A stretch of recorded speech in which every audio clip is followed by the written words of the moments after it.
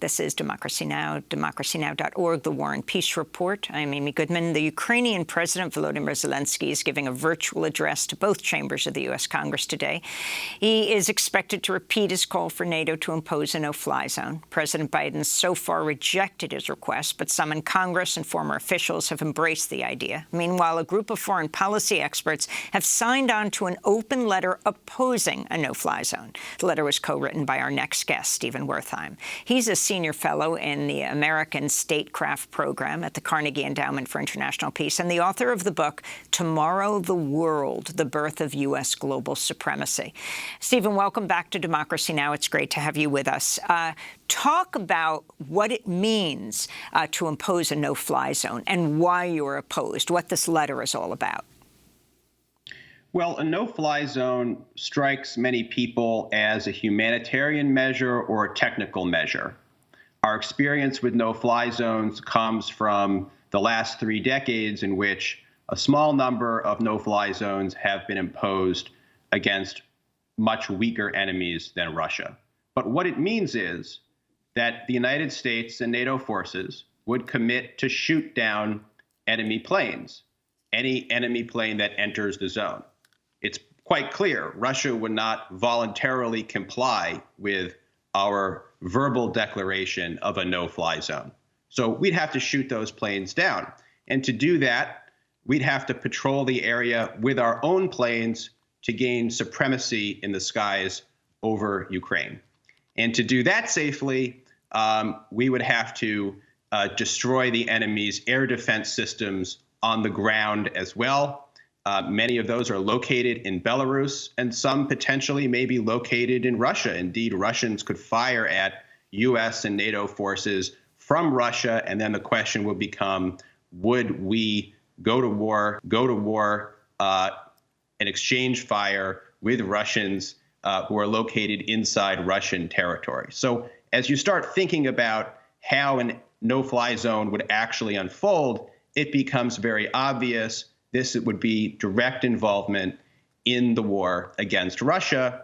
And rather than end the war, a no-fly zone would enlarge the war and escalate the war. And that's why the Biden administration has rightly been very clear throughout this conflict that a no-fly zone would be escalatory, and it's not something that it wants to do. And we're talking about war between nuclear powers, and what Putin has said is clearly suggesting people should be very careful about moving forward, threatening, in fact. And as President Obama himself noted as he prepared to leave office, that with respect to Ukraine, Russia would have escalation dominance, meaning because the value of Ukraine to Russia is so much higher than it is to the West, that Putin would be prepared to go much further. This would be a kind of existential struggle for him. And now it is even more so than when he initially invaded, given the sanctions that have been imposed on Russia. And he may resort to nuclear use. Can you address the suggestion of a quote-unquote limited no-fly zone?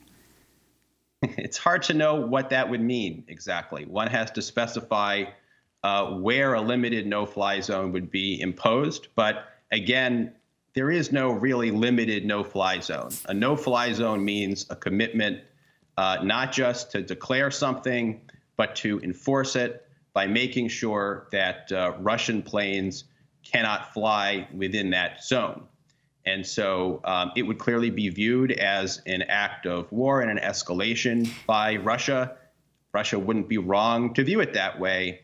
And in every case, the basically 3 cases in which no-fly zones have been imposed in recent decades, and again, imposed against enemies much, much weaker than Russia, the mission has expanded. For example, if we impose a no-fly zone, whether it's called limited or not, and our pilots actually do gain superiority in the air, and they're watching Russians inflict terrible violence on Ukrainians below them, then we're faced with a question, should we actually attack Russian forces on the ground? And if not, what was the point of establishing a no-fly zone if it's making little difference in the war itself? So a no-fly zone would not in and of itself do very much to alleviate the suffering that Ukrainians are experiencing at the hands of Russian aggression. What it really would be is an intermediate step toward a much wider war. So I wanted to ask you about the state of negotiations to end this war. The Ukrainian President Zelensky suggested earlier today that Russian demands are becoming more realistic. Everyone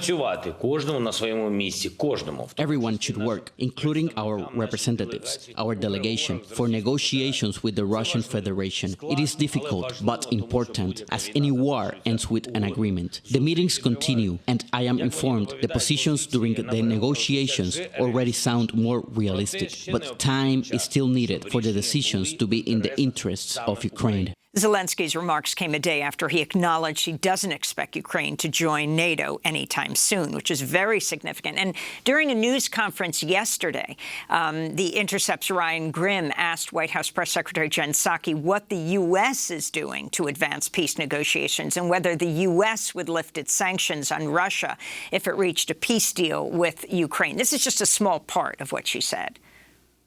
Aside from the request for weapons, President Zelensky has also requested that the U.S. be more involved in negotiations toward a peaceful resolution to the war. What is the U.S. doing to push those negotiations forward? Well, one of the steps we've taken, a significant one, is to be the largest provider of military and humanitarian and economic assistance in the world, to put them in a greater position of strength as they go into these negotiations. We also engage and talk to the Ukrainians. That's a part of what Jen Psaki said. Your response to this, Stephen?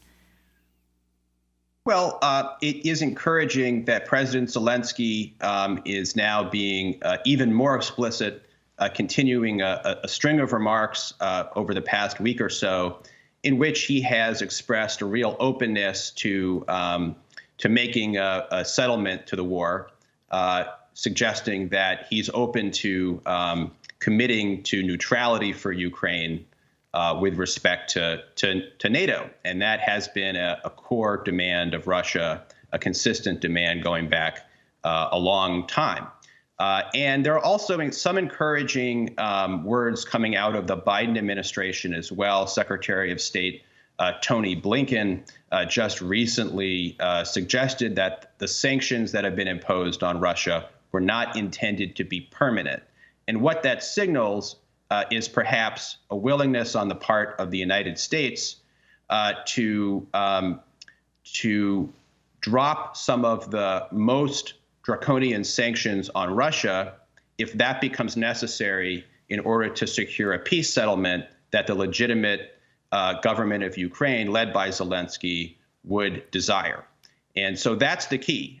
If the Zelensky government believes it's in the interest of Ukraine to stop the bloodshed, accept what will surely be some painful concessions, but nevertheless preserve the sovereignty and independence of Ukraine in a peaceful way, what I think will be important from the United States and its allies is to be able to be part of those negotiations and make certain concessions with respect to sanctions that would be surely necessary to reach a peaceful resolution to the war. Go ahead.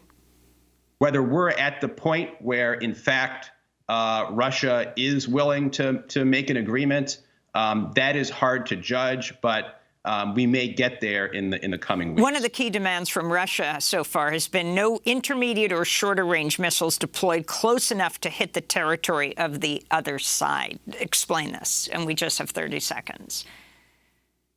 Well, actually, prior to Russia's full-scale invasion several weeks ago, it seemed as though the United States and Russia were making some progress in diplomacy on issues like the one you mentioned, on arms control agreements, which would involve reciprocal measures whereby NATO forces in the east of NATO and Russia would both seek to revive the kinds of limitations on their armaments that that were built up actually during the Cold War, were built up a little bit after the Cold War, but have atrophied over the last several decades. We just have 10 seconds.